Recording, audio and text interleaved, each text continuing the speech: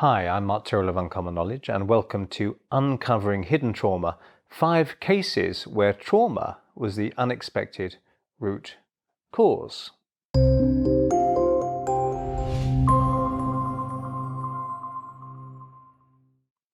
Now, millions of people live under the pain and terror of the past, and for the most of them, the cause is more than obvious. A rape from 10 years ago writhes and squirms, wrenching at the emotions with flashbacks and nightmares, or a constant uncontrolled reliving of a horrific train wreck fractures relationships and erodes hope. Or a nightmarish mugging haunts and tyrannizes even decades later. Lives blighted, sometimes made even worse by the wrong kind of therapy. But some trauma is less easy to spot, less obvious, but still capable of locking depression or generalized anxiety or disturbed sleep patterns in place.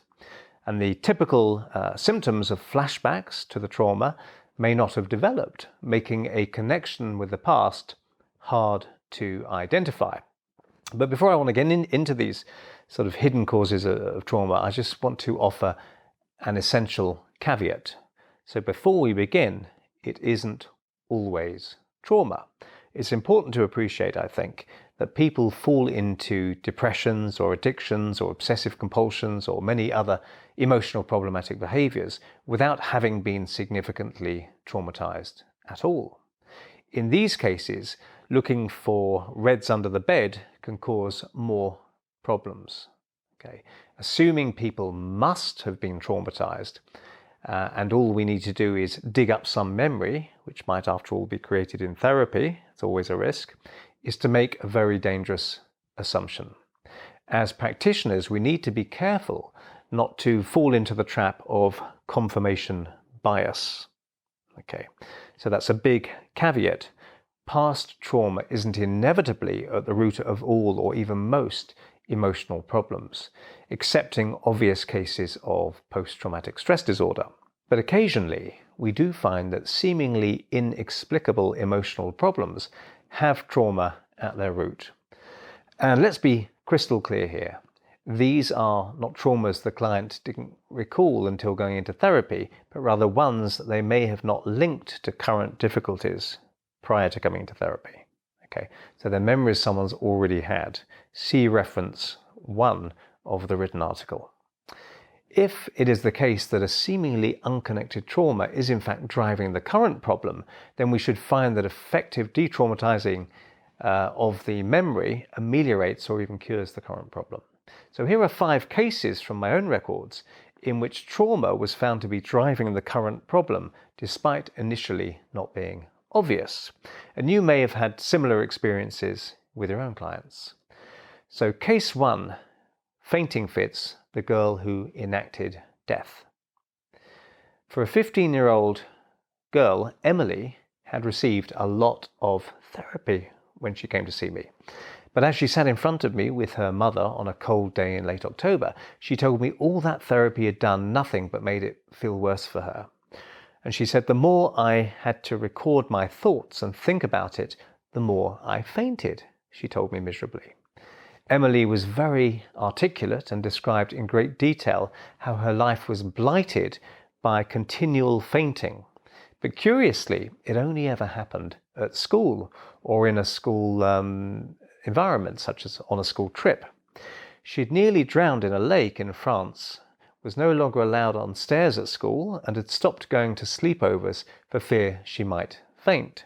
And it was really impacting her life.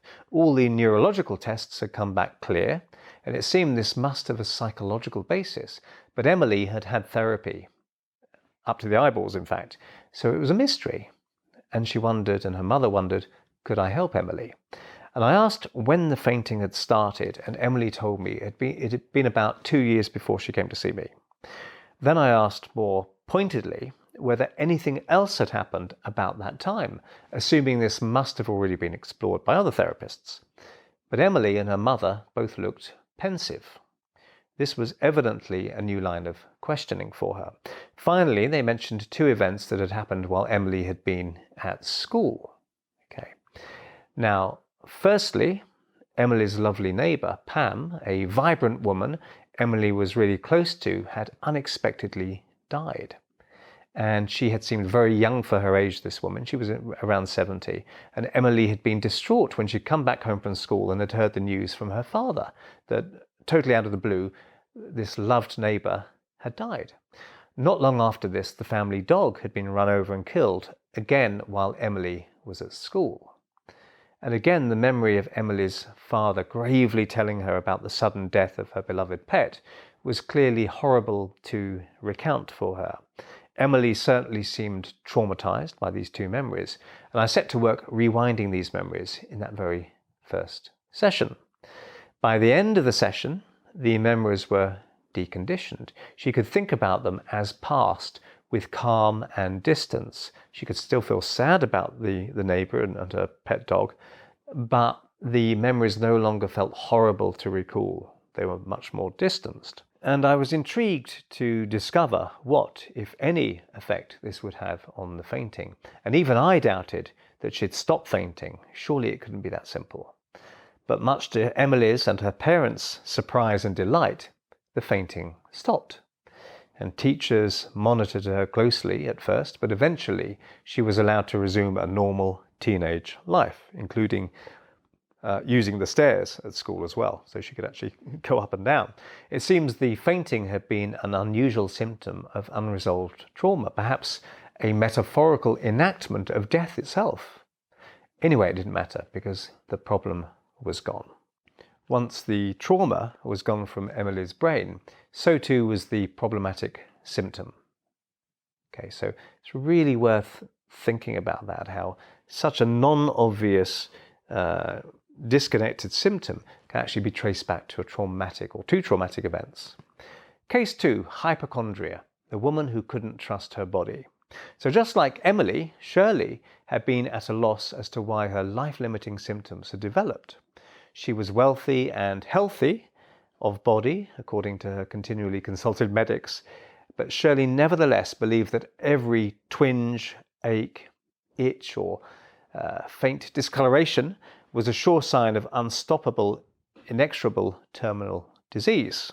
So she lived in fear that she'd be diagnosed with some untreatable chronic illness that would wrench her from the children and husband that she so much adored, that she so loved.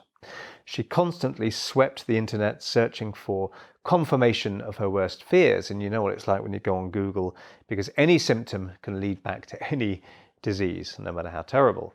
She obsessively monitored her children's health and felt that it was just a matter of time before one or both would also be diagnosed with a debilitating and terrible condition. And she said that, I've tried meditation, I've tried counseling, hypnotherapy, I've tried acupuncture and cognitive behavioral therapy, but the only thing that helps me is getting a medical check. And even then, I'm only reassured for a little while before the fear and hopelessness return. Shirley would stop eating, she'd stop socializing or even communicating with her family if she even had the slightest evidence as she saw it, that something might be wrong with her. She'd only want to talk about her symptoms and never anything wider, which never seemed to amount to anything according to those who tried to reassure her. Had her parents or anyone close been diagnosed with a horrible illness, I wondered. No, she said, all my family are perfectly healthy and actually quite long-lived. So I decided to try an affect bridge with Shirley. I asked Shirley to focus on that horrible feeling of being certain she or her children would be stricken with some horrible illness, and suggested that maybe a memory might come to mind of a time she'd had similar feelings. And she closed her eyes and she sort of focused in on that feeling that she was familiar with, and she immediately felt a little tearful, and I reassured her we wouldn't dwell long on the feelings involved, that she'd feel better very soon. After a minute or so, she suddenly opened her eyes and told me, wow, I've just had a memory come to mind, and I haven't thought about this for years. I was 6 or 7 years old. There was this girl I knew at school. She wasn't really a friend, but I liked her. And she got sick with leukemia, I think, and I never thought she would die. And then Shirley sniffed and a solitary tear began to glide down her cheek. And she continued telling me about this. She said, we were in assembly and the head teacher, Mrs. Jenkins, asked her to come to the front to receive a reward for bravery, and we all clapped her. And she looked so thin and frail, but I still thought that she'd be okay. I didn't believe she could die. Then another girl I knew sitting next to me whispered to me that her mother had said this girl only had a month to live. And those words really struck me, absolutely terrified me. Only a month to live? It was just, to me, it just seemed inconceivable that someone so young, someone my age, could only have a month to live. Now, Shirley's breath was coming like a speeding metronome. She looked really pained and frozen and quite terrorized by this memory. And she hadn't thought about that time in years, but realized she'd often felt that time, even though she hadn't recalled that time. So I asked her to tell me, on a scale of 1 to 10, what level of fear she felt now when she recalled that time, 10 being the most. And she instantly told me it was off the scale. Okay. She felt really scared recalling that time. And the first time she realized that little girl would die was the pinnacle, was the worst bit. The first time she really felt she herself could die and those she loved. That girl was also a metaphor for her and the ones she loved. So we used the rewind technique to bring that fear score down from a 10 plus to a 2 in the session. And in deep relaxation, I had her envisage forgetting to think about health or illness for long periods and having faith in her body and her children's capacity to be healthy. In the end, she told me her hypochondria improved by around 90%, and she could finally live more fully without a preoccupation with death or dying. Okay, that was case number 2. Case number 3, panic attacks, the man who called the police. With Dan, it was different. He suffered panic attacks, a condition in which the quite common PTSD element is so often missed. So Dan was a computer analyst for a large corporation, and he was as sharp as a razor. He seemed to know what I was trying to say before I knew myself, which is disconcerting when you're the therapist. But he had a problem. Rising stress had crept up on him without him really noticing. The tidal level of stress in his life had risen, and it had culminated one sickening day in an explosive way, though he didn't mention that at first. And he said to me, I questioned him quite in depth, and he said, well, I was working longer and longer hours, and my marriage was suffering. I was surviving on coffee and cigarettes. And then it happened. I started having panic attacks. And now I'm off work with the stress of it. And I've tried tranquilizers, but they stopped me from focusing on the work I was doing at home. And, work paid for me to have CBT therapy, cognitive behavioral therapy, but it was too analytical and complicated even for me. And remember, he was a computer scientist, and it didn't seem to deal with my feelings, just with my thoughts. What worries me now is that I'll have these panic attacks forever. I'll always suffer with these attacks. Now, I knew that often people are traumatized by a particular or a particularly bad, perhaps the very first panic attack. That's often what traumatizes them and keeps the panic attacks happening, the memory of the first one. Subsequent panic attacks may sometimes be a kind of flashback to the first or worst panic attack. So I asked Dan, thinking back now, what would you say was the very worst panic attack? And without hesitation, Dan said, the very first one. It was horrific, like a waking nightmare. And the reason it was so bad was because I didn't know it was a panic attack at the time. I thought I was dying or going completely mad. And Dan described how he'd been driving to work during rush hour, and he was late, and therefore getting more stressed, and getting increasingly upset about the prospect of being late. And suddenly he felt dizzy. And then he started hyperventilating, sort of breathing as though he was running hard. He was drowning in sweat and felt his hands tingling.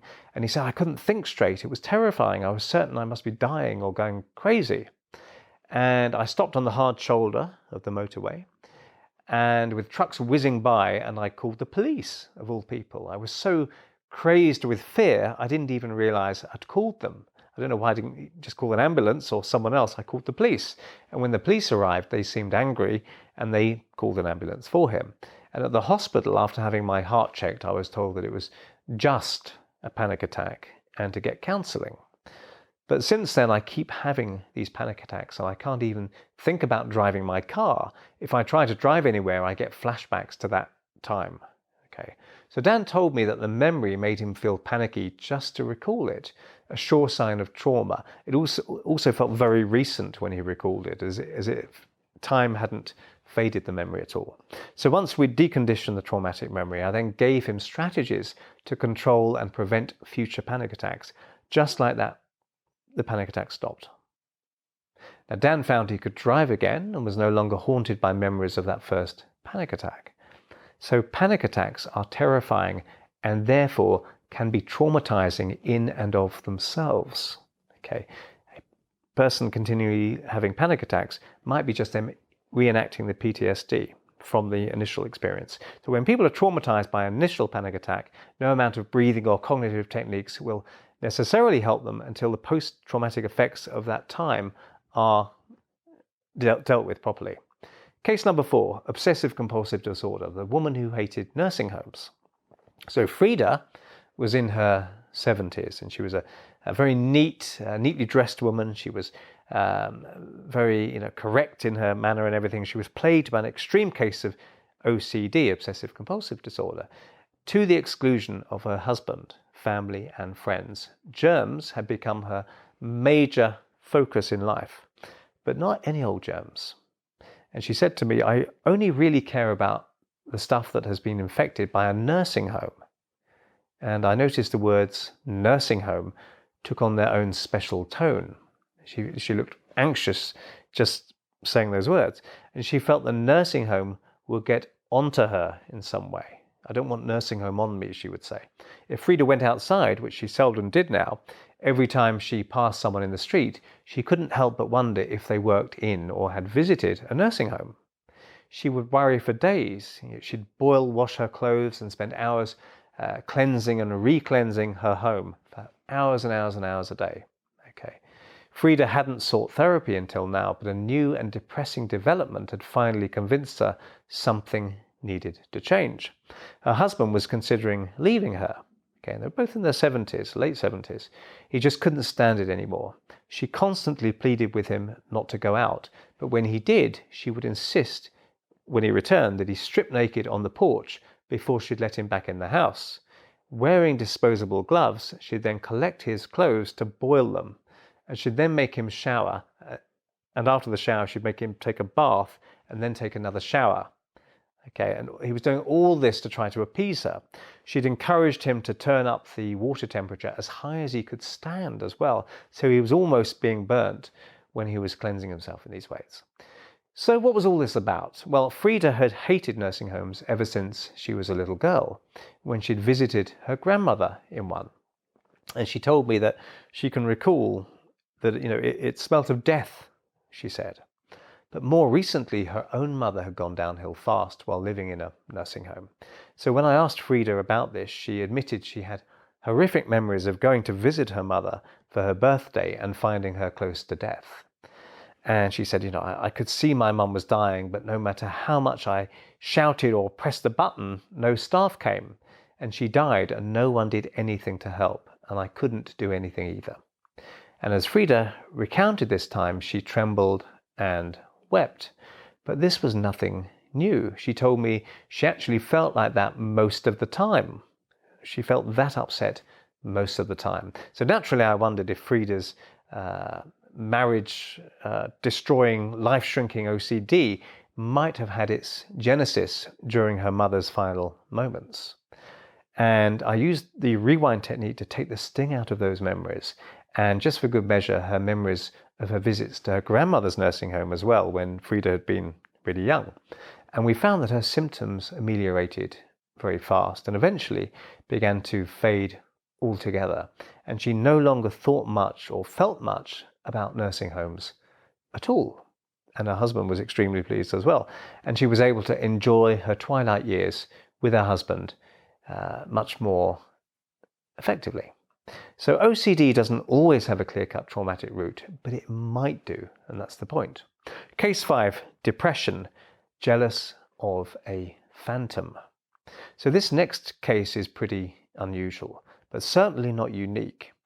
Keith was traumatized not by an experience, but simply by hearing about something and then imagining it. So when I first saw Keith, he was really forlorn. I got the sense that he didn't hold out much hope that I could help him with therapy at all. In fact, his wife was much more hopeful than he was that I could lift him from the depression that sapped the energy and hope and fun from his every waking moment. Depressed people, really depressed people, don't tend to hope much. Hope has gone out of the equation.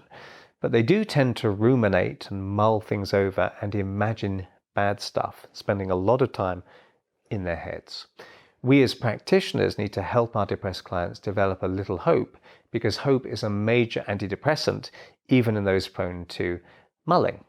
Okay, in fact, the depressive effects of rumination actually seem to be negated if a person mulls a lot, but still retains hope when they do so. Okay. So hope is kryptonite to depression. Anyway, Keith had little hope at first, and he felt like a victim, like things happened to him, not because of him. He was angry at his wife all the time, and I asked him what he worried about the most, why he felt so angry. And he couldn't explain it at first, but after some more careful questioning, he came out with, "My wife's sex life with another man." And, I was not surprisingly nonplussed by this, and I asked what he meant. And Keith said that, Keith and his wife had been married for 35 years. And about 10 years into their marriage, she'd told him about the one other boyfriend she'd had before meeting Keith. So both of them had been rather inexperienced when they got married. Okay, he hadn't been with anyone else. She'd been with one other person. Now, for some reason, she'd gone into explicit detail about her sexual experiences with this other man. Not quite sure why she'd done that. Maybe Keith had pressed her to do that. And in his mind's eye, Keith had seen his wife having all kinds of sex with this other man in his imagination.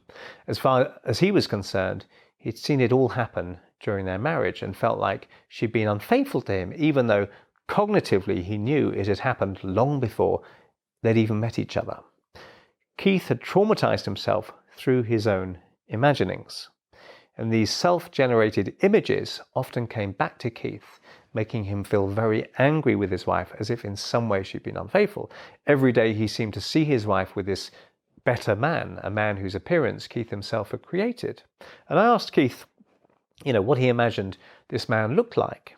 And she hadn't really described this man. He'd never seen a picture of him. And Keith said, well, he's very handsome and tall and muscular and so forth. But his wife had never described this other man like that. So I suggested this phantom man would have aged by now.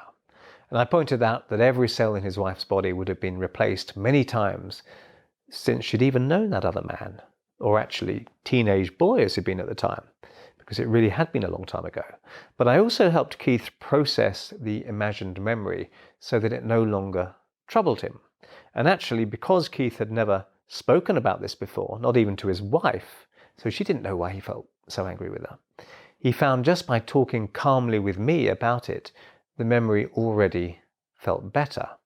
Okay. But for good measure, I rewound the imagined scenario in Keith's mind to the point that it no longer made him feel anything at all.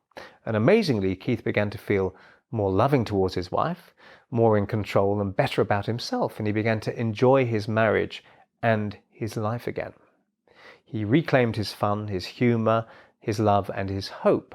And he was still prone to some depressive thinking, partly through force of habit, but we were now able to work on that and really bring him out of that and enable him to leave the depression behind. This imagined man, the phantom, no longer haunted Keith because the phantom didn't exist.